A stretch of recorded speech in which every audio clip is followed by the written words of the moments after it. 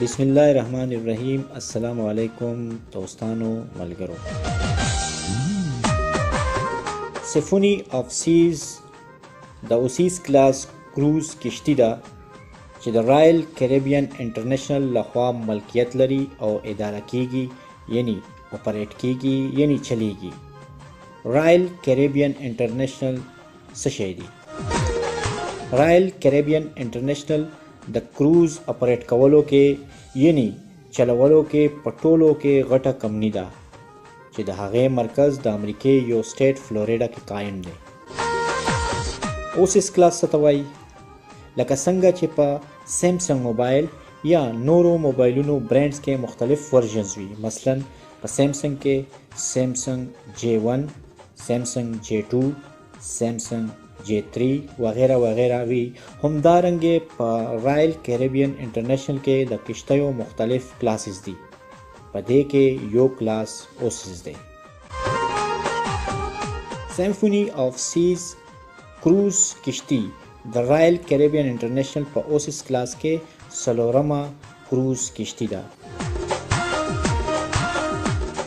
سیمفونی آف سیز کروز کشتی په 218 عیسوي یعنی 2018 کې د فرانس په یو علاقې سینټ نظیر کې د چانټیز ډی اټلانټیک په شپیارډ کې جوړه شوې وه.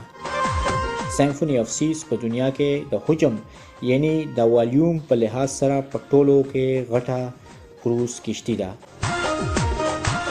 د دې ګراس ټنیج یعنی د دې دننه ټول والیوم یا حجم 2,28,000 او 1.8 جی ټي ده. جی ټي څه ته وایي؟ جی ټي هغه اکایي یا یونټ ده چې په کومې باندې مونږ د کروز دننه والیوم یعنی حجم ناپ کوو. اوس والیوم یا حجم څه شي ته وایي؟ په ساده الفاظ کې یو څیز چې څومره ځای نیسي دې ته والیوم یعنی حجم وایي. د دې نه مخکې هم د رایل کریبین انټرنیشنل یو بل کروز هارمونی آف سیز په دنیا کې په ټولو کې غټ کروز کشتی وه چې د هغې ګراس ټنیج 2,26,963 جی ټي وو. سیمفونی آف سیز لمبایي 361 میټره ده او د دې دنګوالی یعنی هایټ 9.15 میټره ده.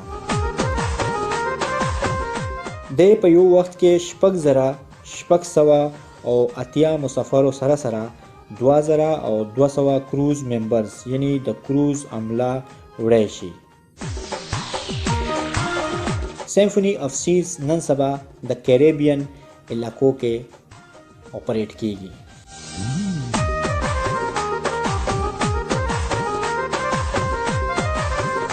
ګرانو ملګرو، دا و سیمفونی آف سیز. زموږ سره اوسئ تر د یوې نوې ویډیو. الله پامان.